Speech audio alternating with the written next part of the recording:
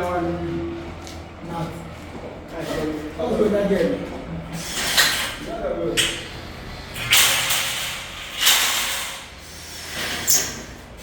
Divide it. Which one? Into two now.